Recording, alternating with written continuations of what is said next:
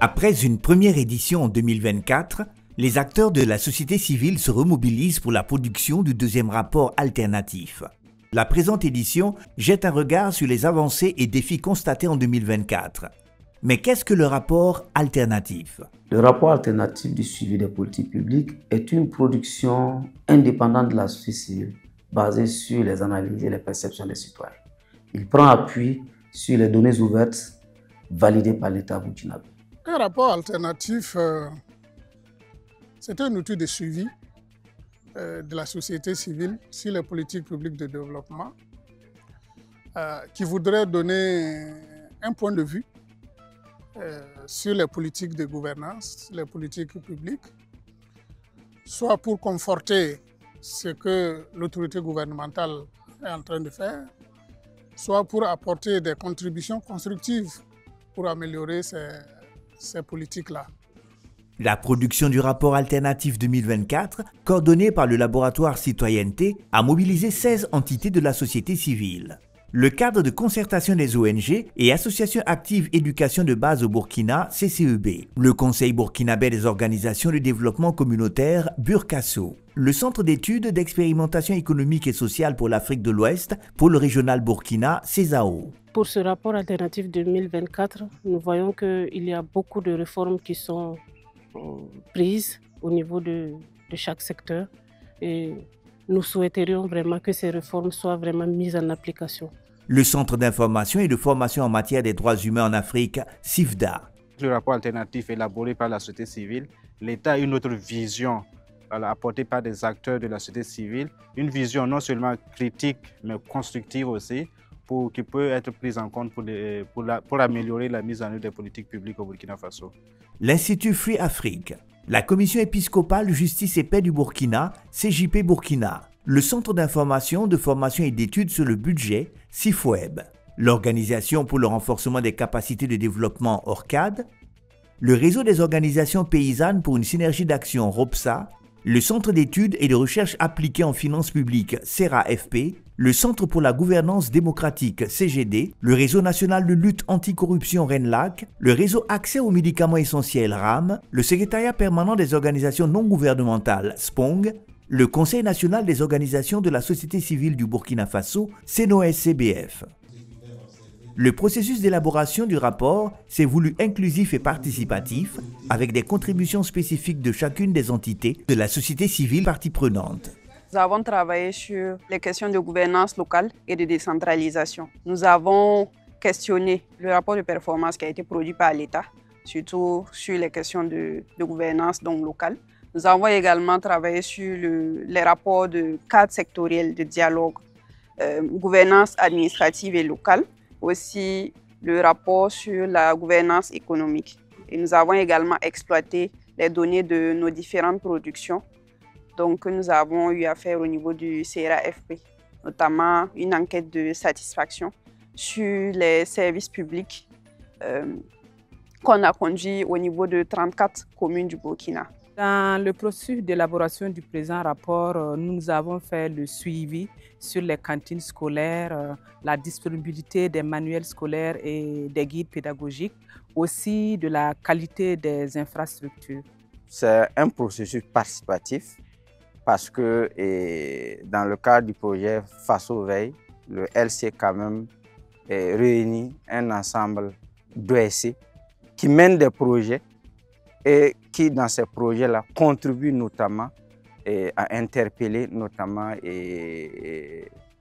l'autorité publique dans sa mise en œuvre des politiques publiques. C'est un processus participatif qui permet aux différents OSC vraiment de poser leurs problèmes, de contribuer notamment à la mise en œuvre des politiques publiques, à l'évaluation de la mise en œuvre des politiques publiques.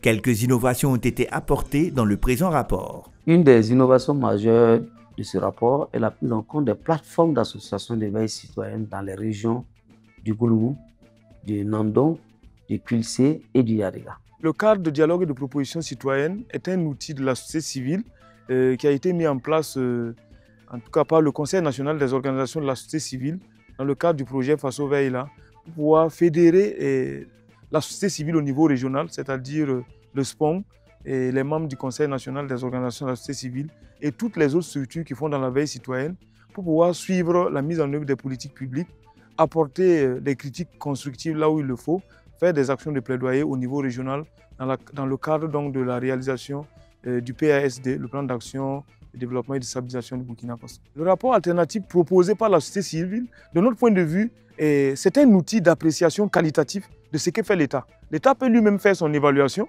mais il est toujours bien qu'un œil extérieur à l'État puisse également apprécier ce qui est mis en œuvre. Et je pense que c'est ce complément-là que la société civile travaille aussi à venir ajouter. Cette année, nous, on a eu la chance de mettre le cadre de dialogue de propositions citoyennes qui est composé de 20 OSC membres. Voilà. Et ces OSC, nous avons fait des rencontres avec les directeurs régionaux et de l'économie et de la planification des DREP, où on a recueilli les rapports de performance. Et par rapport à l'axe et au pilier 3, dont nous avons vraiment traité les données, voilà, on a fait des rencontres d'échange, de collecte de données auprès des partenaires ayant des évidences, également des rapports. Voilà. Et c'est à travers ces rapports qu'on a fait des différentes rencontres de collecte de données, d'analyse des données, pour pouvoir vraiment rédiger ce rapport alternatif régional. Les radios locales ont été aussi mobilisées pour mieux capter les attentes et perceptions des citoyens. C'est pour ça que l'UNAFA a porté le projet qu'on a appelé La Voix des citoyens, voilà, qui a permis donc de recueillir clairement des verbatims pour exprimer donc les ressentis des populations à la base. Donc c'est à travers donc, des émissions radiophoniques. Cette forme de suivi-là, c'est quand même une innovation, voilà, qui a pratiquement, comme nous le disons souvent, qui a permis de créer un nouveau format radiophonique, voilà, donc que nous avons appelé l'enquête radiophonique tout simplement. Le rapport alternatif a permis d'analyser les politiques publiques de développement en lien avec les 4 piliers du PASD. Plusieurs avancées ont été documentées, mais des défis aussi ont été relevés. La prise en compte du genre demeure aujourd'hui un défi majeur. Certes, au niveau sectoriel, nous avons des données désagrégées qui nous permettent d'apprécier certains progrès pouvant contribuer à la réduction des inégalités liées au genre. Toutefois, au niveau macro, les indicateurs du PASD pourraient intégrer de manière plus approfondie cette dimension. Cela nous permettrait, bien sûr, de nous engager davantage dans des politiques publiques qui favorisent une meilleure prise en charge de la question du genre.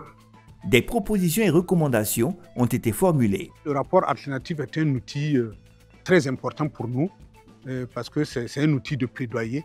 Et nous, à notre niveau, c'est vraiment que ce rapport nous permet de remonter, en tout cas, les ressentis et les attentes des populations aux autorités compétentes pour aider à renforcer les efforts, en tout cas du gouvernement, dans le domaine de la santé, notamment sur la mise en œuvre de la politique de gratuité de la planification familiale, la gratuité des soins au profit des femmes enceintes et des enfants de moins de 5 ans, et surtout l'opérationnalisation de l'assurance maladie universelle qui est en tout cas beaucoup attendue par nos populations.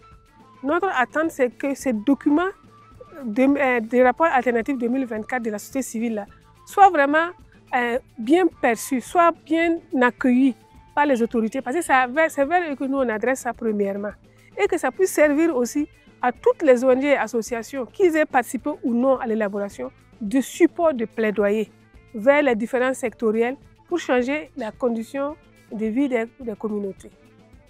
Les organisations fondent beaucoup d'espoir sur notre capacité collective à faire toujours mieux.